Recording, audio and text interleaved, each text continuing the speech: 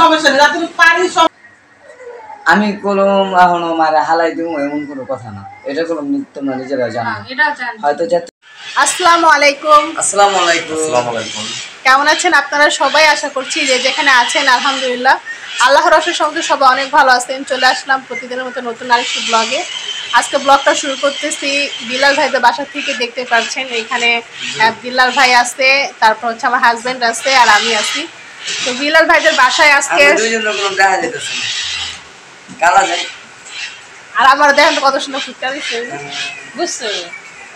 তো সবকিছু মিলায় হচ্ছে আজকে বিলাল ভাই, তো আপনার বিলাল ভাইদের ভিডিও দেখছেন যে তারা হচ্ছে আলাদা হয়ে যাবে, এই বিষয় নিয়ে অনেক, হ্যাঁ, তো এই বিষয় নিয়ে অনেক ভিডিও আপনারা দেখছেন। তো তারা হচ্ছে গতকালকে একদমই আলাদা হয়ে গেছে, আলাদা রান্নাবান্না সব কিছুই করে এখন। তো সেই আলাদা রান্নাবান্না খাওয়ার জন্যই আজকে আমরা আসছি। আমাদের দুই সেট চুলা না, একটা এলপি চুলা একটা গ্যাস চুলা। কম থেকে মানে মার যেটা ভালো লাগে দিব। এখন হচ্ছে খালাম্মার যেটা ভালো লাগে সে চুলায় নিজের মতো নিজে ওইভাবে রান্না করা খাবে, আর বিলাল ভাইদের মতো বিলাল ভাইরা রান্না করা খাবে। তো সব কিছু মিলেই হচ্ছে আজকে ভিডিওতে আপনাদের সাথে শেয়ার করব। বিলাল ভাইদের বাসায় তারা হচ্ছে ভাবি কি রান্না করছে না করছে, আলাদা হওয়ার পর আজকে প্রথম তাদের সাথে একসাথে খাবো। তো সবার সাথেই থাকেন আর ভিডিওটা স্কিপ না করে দেখতে থাকবেন। আর ভিডিওটা ভালো লাগলে অবশ্যই আমার চ্যানেলটি সাবস্ক্রাইব করে দেবেন, লাইক কমেন্ট শেয়ার করবেন, পাশে থাকা বেল আইকন বাজিয়ে দেবেন যেন আমি ছাড়া প্রত্যেকটা ভিডিও নোটিফিকেশন আপনাদের ফোনে চলে যায়। তো সাথেই থাকেন, ভিডিওটা দেখতে থাকেন। তো যাই হোক, এতক্ষণ ভাবি কি বললো না বললো সেটা তো আপনারা শুনে নেই। আর আপনারা সবাই জানেন যে আমার চ্যানেলের থেকে দেখছেন, আর অ্যাকচুয়ালি আমি আলাদাও হয়ে গেছি। তো কালকে আর আসছিলো, আসার পর সবাই দাওয়াত দিলাম, মানে সবাই কি শারমিন আর রাজের এখন তুই দাওয়াত দেই নাই।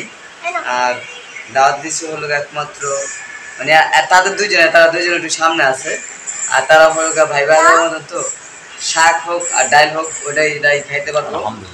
আর বোনের জামাই এটা তো আপনারা বুঝে নেই যে একটু স্পেশালি ভাবে কোনো কিছু রান্না খাওয়াতে হয়। হয়তো মনির ভাই ভাবতারে কি যে ভাই বোন জামাই দেখেছেন স্পেশাল, তারা হলো অন্যরকম যে আমার বাড়িতে টাইম থাকলে শাক থাকলে শাক দেখবো, ওরাও খাইবো। কিন্তু যেহেতু নতুন সংসার, রাজার একটা প্রাপ্ত সম্বন্ধের থেকে, এই কারণে হলো ওদেরকে অন্য সময় দাওয়াত দেবো। হ্যাঁ, ওদিন কাজে আশা করবো যে সবাই করে। তো যাই হোক, অনেক কথাই বলছি। আর আজকে ওই লোক সংসারের জন্য কি কি পাক পথ আছে সেটাও একটু দেখাই দাও ভাবি। তো বিলাল ভাইয়ের কথা তো আপনারা শুনলেনই। তো বিলাল ভাই আলাদা হয়েছে, তার আলাদা হওয়ার সংসারের জন্য সবাই আপনারা দোয়া করবেন। আর এখন যেহেতু বিলাল ভাই একটু অসুস্থ, তো সবাই বিলাল ভাইয়ের জন্য বেশি বেশি করে দোয়া করবেন। ও আমি হলো আজকে আমার ভাবিকে ডাকছিলাম যে ব্লাড দিতে, যেমন দেখেন মানে ভিন্ন হওয়ার পর ব্লাড দেওয়ার মতো লোক নাই। তো আজকে আমরা দুজনে ভাবিকে আমি 7টা বাজে ফোন দিয়েছিলাম, ভাবি উঠা রেডি হয়ে আসলো। কিন্তু পুরো বাংলাদেশে আজকে মানে প্রচণ্ড পরিমাণে বৃষ্টি হচ্ছে, মানে ঢাকা যেই পরিমাণে বৃষ্টি হয়েছে এই সকালে নামছে, এখন বাজে দুপুর 1টা, এই পর্যন্ত কমাকমির সিস্টেম নেই। মানে কমে গিয়ে হালকা পাতলা একটু কমে, কিন্তু অঝোর বৃষ্টি চলতেছে। আর এই জায়গায় দেখলাম হলো ঘূর্ণিঝড় কি শক্তি কি মানে বিলাল ভাই আলাদা হয়ে গেছে, আলাদা হয়ে যাওয়ার পর তার শরীর তো মানে অসুস্থ হয়ে গেছে, একা মানুষ কি করবে, টেনশন আরো। তারপর হচ্ছে আলাদা হয়ে যাওয়ার পর সে যে ব্লাড দিবে তার পাশে এরকম মানুষ নাই, সাপোর্ট নাই। এই কারণে হচ্ছে বিলাল ভাই আমাকে কালকে রাতে বলে দিছিল যে ভাবি আমি হচ্ছে ব্লাড দিতে যাব, তুমি কি আমার সাথে যাবা কিনা।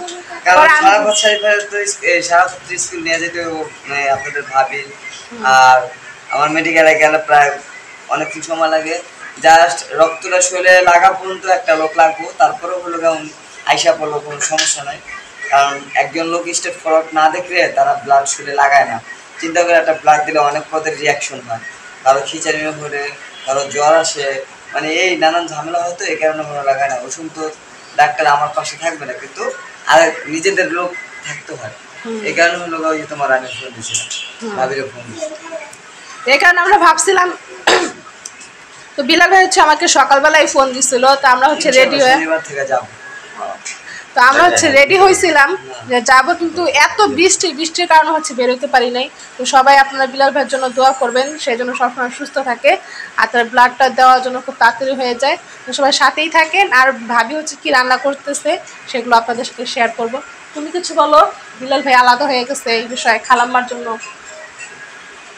আমার বলার কিছু নেই। বিলাল ভাই যেহেতু আলাদা খাইতে পছন্দ করে বা খালাম্মা আলাদা খাইতে পছন্দ করে, এটা ওনাদের ব্যক্তিগত ব্যাপার। কারণ আমার মনে হয় না যে বিলাল ভাই আলাদা খাবার লোক। তো যাই হোক, দোয়া করবেন আলাদা খায়া জানি চলতে পারে, বিরিয়ানি, গরু মাংস এগুলো জানি খাইতে পারে বেশি বেশি করে। দোয়া করবেন আপনারা। তো আলাদা ব্যাপারটা, আলাদা যেই ব্যাপারটাই আমার কাছে খারাপ লাগছে, খারাপ লাগাটা হলো খালাম্মা হলো একা মানুষ। আগে শারমিন ছিল, ওই তো দেখাশোনা করতো, আমি দেখছি। বাবা ছিল, বাবারে খুব ই করছে, যত্ন করছে, মারে যত্ন করছে। এখন শারমিন গেছে শ্বশুর বাড়ি, যাওয়ার পর এখন যদি বিলাল ভাই আলাদা হয়ে যায়, খালাম্মারে দেখার মতো আমার মনে হয় না কোনো লোক আছে। এখন উনি আস্তে আস্তে বয়স হইতেছে, ওনার তো দেখার দরকার একজন। তো আমি এই জিনিসটা, যে আলাদা জিনিসটা পছন্দ করলাম না। আমার কাছে নিজের কাছে খুব খারাপ লাগলো। আর বাবু ভাইয়া তো ওরকম ভাবে নাই, সে তো গ্রামে থাকে, আর সে খবর পাইলে তারপর হচ্ছে আসে, এছাড়া তো আসতে পারে না ওরকম ভাবে। আর যেহেতু মিনু অসুস্থ, সবসময় তো আসা যায় না। তো সব কিছু মিলিয়ে পরিবারটার জন্য দোয়া করবেন। খালাম্মা তো একা মানুষ, কি করবে না করবে, এই ঝামেলার ভিতরে হচ্ছে আলাদা হয়ে গেল এইভাবে। তো সবার সাথেই থাকবেন। আর ভিডিওটা দেখতে আলাদা হওয়ার পর দেখেন এখন পাও খাওয়া শুরু করছে, আর বাকি কিন্তু পড়ে রয়েছে। আলাদা হয়েছে, এখন এই যে মুরগির গিলা, এই যে পাও, এই যে ভাবি কত কষ্ট করে কাটতেছে। খালাম্মার সাথে ছিল তখন একবার হলো গরুর গোশত খাইতে, হ্যাঁ, আর এখন তাদের এই অবস্থা। আপনারা দোয়া করেন এই আমার এই যে লক্ষ্মী ভাবির জন্য। সবাই ভাবি সালাম দেন। শাশুড়ি বড় দোয়া লাগছে। আসসালামু আলাইকুম। আমার শাশুড়ি সবসময় দোয়া করতো ভালো মন্দ আমরা চলতে পারি, খাইতে পারি। এখন তো দোয়াতে মানুষের মনে কষ্ট লাগলে তো আর দোয়াটা আসে না, এটা সবাই জানেন, এটা স্বাভাবিক। দোয়াটা আসার কারণে কিন্তু মনে শান্তি লাগে, যে আপনারা যে আমি একটু ভালো কিছু করবো তাহলে দোয়া আসবে। আপনার মনে যদি আমি কষ্ট দিই, জীবনে আপনার মন থেকে আমার জন্য দোয়া আসবে, এটাই স্বাভাবিক। তো এর জন্যই হয়তো আমাদের বদয়া লেগে গেছে, এই কারণে আমাদের শুরুতেই মানে ইয়ে হয়ে গেছে, গোস দিয়ে পা দিয়ে ভাত খেতেছে না। যাক, তো আপনারা দোয়া করবেন যেন আমাদের শাশুড়ির সাথে আমরা আবার মিলেমিশে থাকতে পারি। হয়তো মানুষের সাময়িক সমস্যা হয়, আবার একটা সময় মিলে হয়ে যায়, মিল তো হবই, একটু সাময়িক কষ্ট হবে, এটাই স্বাভাবিক। তো আপনারা আমাদের ভিডিওর পাশে থাকবেন, আমাদের জন্য বেশি বেশি করে দোয়া করবেন, আমরা যেন সবাই আগের মতো মিলেমিশে থাকতে পারি, এটাই আপনাদের কাছে দোয়া। পাকাইছেন? আমি আজকে কোনো কিছু পাকাই না, আমার বান্ধবীরা খাওয়াইলো, ফোন করে দিছে যে কোনো কিছু আইটেম না, আমি লেগে পাঠিয়ে দিয়েছি। আমার ঘরে রান্নাও লাগে না, আমি রান্ধি না। যেদিন বেশি মনে চায় কোনো কিছু খাইতে তাহলে রান্ধি, এছাড়া রান্ধি না। আমার একলা পেটের কোনো চিন্তা নেই। খালাম্মা হ্যাপি আছে, খালাম্মার জন্য সবাই দোয়া। এই যে বালিশের নিচে, তোষকের নিচে টাকা রাখুন, আর বালিশের টাকা খাবো, আমার লেখা রান্না রান্না লইব, ওটা খাবো। আমার একটা চিন্তা নেই, এক প্যাকেট কিনে নিয়ে খেয়ে বসে থাকি। বাহ, খালাম্মার জন্য সবাই দোয়া করবেন, উনি যেন এরকম হাসি খুশি থাকতে পারে। আমার দিকে, আমার একলার দিকে কোনো চিন্তা নেই। ওইটাই। যাক, আপনার ছেলের জন্য আপনি দোয়া করেন।